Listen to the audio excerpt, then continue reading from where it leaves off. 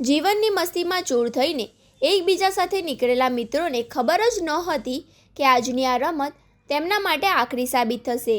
વાગરા તાલુકાના લીંબડી અંભેલ માર્ગ પર આવેલો કાસ આજે બે પરિવાર માટે કારમુખો સાબિત થયો છે.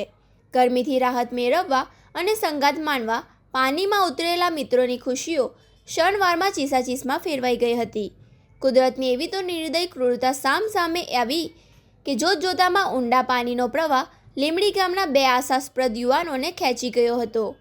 કાસના કિનારે બેઠેલા સાથીઓએ પોતાના જીવના જોખમે એક મિત્રને તો કારના મુખમાંથી સહી સલામત બહાર ખેંચી લીધો હતો, પરંતુ બાકીના બે મિત્રો ઊંડા જળમાં ઓઝલ થઈ ગયા હતા. આ કાળજા કંપાવનાર સમાચાર વાયુવેગે પ્રસરી જતા આખું લીંબડી ગામ ઘટના સ્થળે દોડી આવ્યું હતું.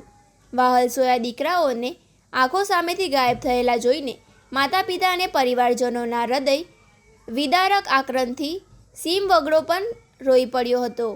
સ્થિતિથી ગંભીરતાને ધ્યાનમાં લઈને ભરૂચ એસડીએમ, ભરૂચ નગરપાલિકાની ટીમ અને વાગરા પોલીસ કાફલો ઘટના સ્થળે પહોંચીને રેસ્ક્યુ કામગીરીનું સીધું નિરીક્ષણ કરી રહ્યા છે.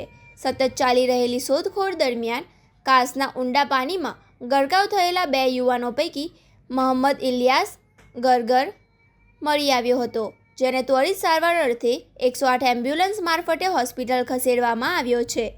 હજુ પણ લાપતા એવા બીજા યુવક તબરેજ મુબારક પટેલની શોધખોળ માટે ભરૂચ નગરપાલિકાની રેસ્ક્યુ ટીમ અને સ્થાનિક તરવૈયાઓ સતત પ્રયાસો કરી રહ્યા છે.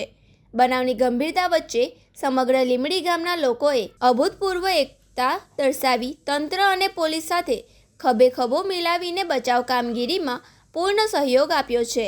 આ હાલ વહીવટીતંત્ર યુદ્ધના ધોરણે રેસ્ક્યુ કામગીરી ચાલુ રાખવામાં આવી રહી છે.